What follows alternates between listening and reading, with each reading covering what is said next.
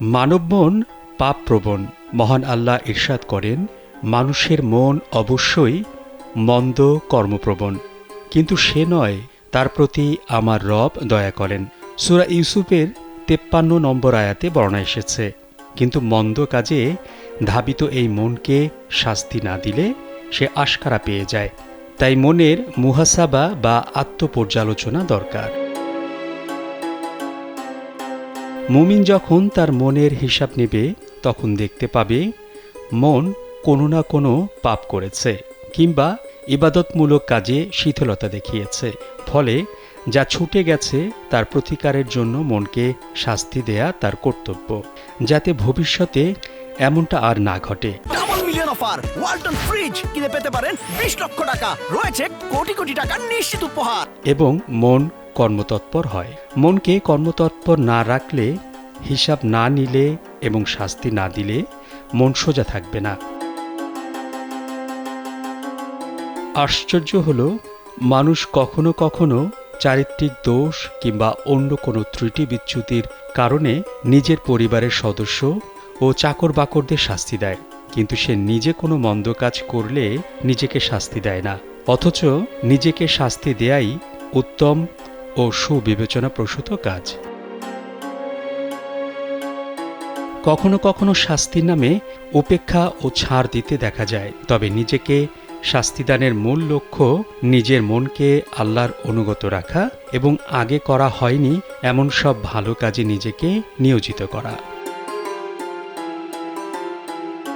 মনকে শাস্তিদানের পূর্বসূরীদের পদ্ধতি এমনই ছিল। ওমর ইবনুল খাত্তাব রাদিয়াল্লাহু আনহু এর একবার আসরের সালাতের জামাত ছুটে গিয়েছিল। সেজন্য নিজেকে শাস্তিস্বরূপ তিনি ১ খণ্ড জমি দান করে দেন, যার মূল্য ছিল ২ লাখ দিরহাম। ইবনে ওমর রাদিয়াল্লাহু আনহু এর কোনো সালাতের জামাত ছুটে গেলে সেদিন তিনি পুরো রাত ইবাদত বন্দেগীতে কাটাতেন। একবার ওমর বিন আব্দুল আজিজ রহমতুল্লাহ আলাইহি এর মাগরিবের সালাত আদায়ে এতটুকু বিলম্ব হয়েছিল যে সন্ধ্যাকাশে ২টি তারা নজরে আসছিল। তাতেই তিনি ২ জন গোলাম আজাদ করে দিয়েছিলেন, যদিও মাগরিবের সালাতের ওয়াক্ত তখনও শেষ হয়নি। ইবনে আবি রবিয়া রহমতুল্লাহ আলাইহি এর একবার ফজরের ২ রাকাত সুন্নত ছুটে গিয়েছিল। সেই দুঃখে তিনি একটি গোলাম আজাদ করে দিয়েছিলেন। ইবনে আউন রহমতুল্লাহ আলাইহি কে তার মা ডাক দিলে তিনি তার ডাকে সাড়া দিয়েছিলেন, কিন্তু তাতে তার কণ্ঠস্বর মায়ের কণ্ঠস্বর থেকে একটু উঁচু হয়ে গিয়েছিল। তাতেই তিনি ২ জন গোলাম আজাদ করে দিয়েছিলেন। তাই বলা যায়, পূর্বসূরীরা নিজেকে শাস্তি দান বলতে মনকে নেক কাজে লাগানো এবং জিকির আজগার ও দোয়া ওজিফায় মশগুল রাখা বুঝতেন। যেসব হাদিসে অল্প আমলে অনেক সওয়াবের কথা বলা আছে, সেগুলো নিয়ে গভীর অনুধাবন ও আমল করাও নফসে শাস্তিদানের সহায়ক। আব্দুল্লাহ বিন আমর বিন আস রাদিয়াল্লাহু আনহু বলেন, রাসূল সাল্লাল্লাহু আলাইহি ওয়াসাল্লাম বলেছেন, যে ব্যক্তি 10টি আয়াত পড়বে তার নাম গাফিল বা অলসদের তালিকায় লেখা হবে না, আর যে 100 আয়াত পড়বে তার নাম কানিতুন বা অনুগতদের তালিকায় লেখা হবে, আর যে 1000 আয়াত পড়বে তাকে মুকান্তারুন বা প্রাচুর্যময়দের তালিকায় অন্তর্ভুক্ত করা হবে। আবু দাউদের 1398 নম্বর হাদিসে এর বর্ণনা পাওয়া যায়।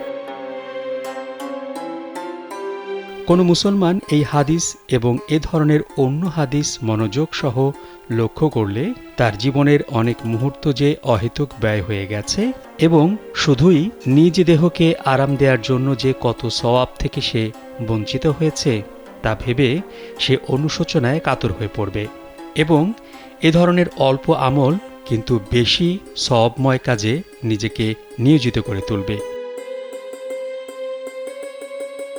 অতীতে মুসলিম মনীষীরা আল্লাহর পথে কি পরিমাণ সাধনা ও ত্যাগ স্বীকার করেছেন, আজকের যুগে তাদের মতো সাধক মানুষের উদাহরণ মেলাভার। আবু দারদা রাদিয়াল্লাহু আনহু বলেন, 3টি জিনিস না থাকলে আমি একদিনের জন্য বেঁচে থাকতে পছন্দ করতাম না।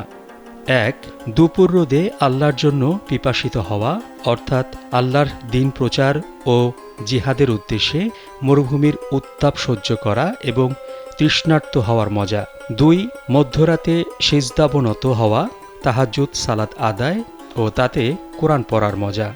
৩, সেসব লোকের সঙ্গে ওঠা বসার সুযোগ যারা উৎকৃষ্ট ফল বেছে বেছে সংগ্রহের মতো ভালো ভালো কথা সংগ্রহ করে। তাবেই মাশরুক রহমতুল্লাহ আলাইহি এর স্ত্রী বলেন, মাশরুক এক দীর্ঘ সময় ধরে সালাত আদায় করতেন, যে দাঁড়িয়ে থাকার দরুন বেশিরভাগ সময় তার পা দুটো ফুলে থাকত। আল্লাহর কসম, তার প্রতি অনুকম্পাবশত আমি অনেক সময় তার পেছনে বসে কাঁদতাম। মহান আল্লাহ আমাদের অন্তরকে পরিশুদ্ধ করে দিন। মোহাম্মদ শাহাবুদ্দিন মাহতাব, কালবেলা।